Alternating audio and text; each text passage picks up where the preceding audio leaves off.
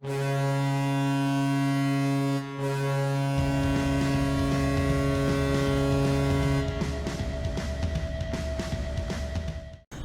everybody, welcome back to the Wilson Sports Network. Today I'm here with the football head coach. Welcome back, Coach Atlas. Thank you. From our previous interview, we found out that you've been coaching for over 20 years. Can you give the viewers some insight what happens during the preseason? Well, summertime usually we meet a couple times just to make sure we know exactly who's in the program, who's coming back, just to work out some of the kinks from the previous season. And then as soon as August, that second or third week of August hits, we go double sessions, usually one hard practice, one easy practice, and then that rolls us right into the season. It's a lot shorter now than it used to. It used to be 15 practices before a game, and now it's 10, so it comes at you real fast. Yeah.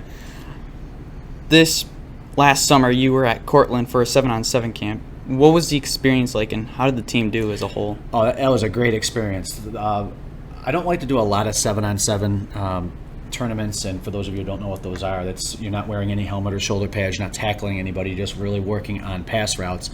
And though I think it is really good for the quarterbacks and the receivers, it doesn't really allow us to be a full team without the linemen. Mm-hmm. But that being said, going into it, I never know how things are going to go, and we actually played very, very well this year. Our first game we took a loss. It was pretty bad, but we ripped off, I think it was 3 or 4 wins right in a row, a couple of them in overtime, and the team that beat us in the first game, we beat when we saw them in the playoffs, and we were on our way to the semifinals in the state, and then the skies opened up and it was pouring on us. So they cut it short, but we were one of the top 4 teams for small schools that were there, and we played real well. Who do you think is going to be the key player or players for this season? Oh man, I mean we're so senior heavy. We're gonna need a lot of output from a lot of players, from quarterback as Tyler, you said, and yourself, running back Luke Atlas, our receivers from Paul Smith to Chris Dispenza, Ben Workcutter, John Ernest. Those are going to be our offensive weapons. Our line is going to have to push people around. And then defensively, it all starts with Xavier Fitzgibbon at middle linebacker, mm-hmm. and usually our defense goes the way of Xavier, and when he has a great game, which often happens, we're pretty successful. Who do you think is going to be the hardest opponent for this season? Probably our homecoming game, and I know the way the calendar worked out, that's the only week that we could have done it, but we're going to be playing Medina that week.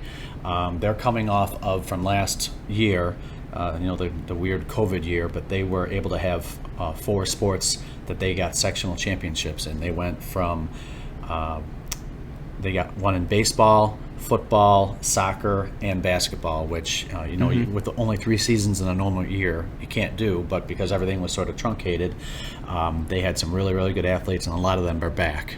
So they're the class of C North right now, but hopefully at homecoming we'll be able to knock them off. Now, you have 15 seniors on your team. What impact do you think that'll have on the Wilson program for next year? It's actually been that way for a few years. I think every team I've had here has had a large class, whether it was the senior class was really heavy or a junior class that was really heavy. Not one time have I had a lot of juniors and a lot of seniors on the same team, which would give us about 30 guys. So, we always retool and restock, and the JV team, the program is doing really, really well right now with Coach Lusinski. We practice together a ton, so we use all the same terminology, and we're all on the same page, and usually year to year we're able to restock. Alrighty, well, before I let you off, you got to answer this curveball question. If you could have one NFL athlete, former or retired, who would you have? Oh man, as a huge Buffalo Bills fan and a huge good running back fan of the NFL, I think I'd have to say Thurman Thomas. I used to love watching him play back in the day, and I think if I could have had him, man, I don't know if anyone would beat us. All right, well, thank you for coming out. All right, thanks for having me. All right, and I'll see you all in the next episode.